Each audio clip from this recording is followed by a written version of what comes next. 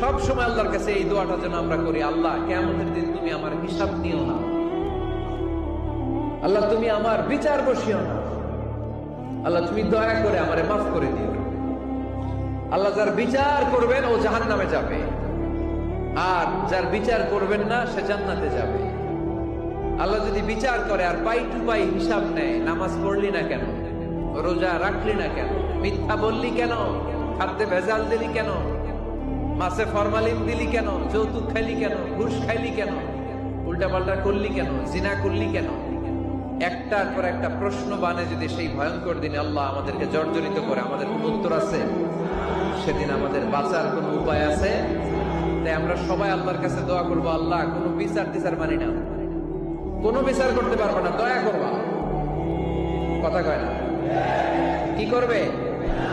এবার আওয়াজ করে বলেন, বিচার চান না দয়া চান?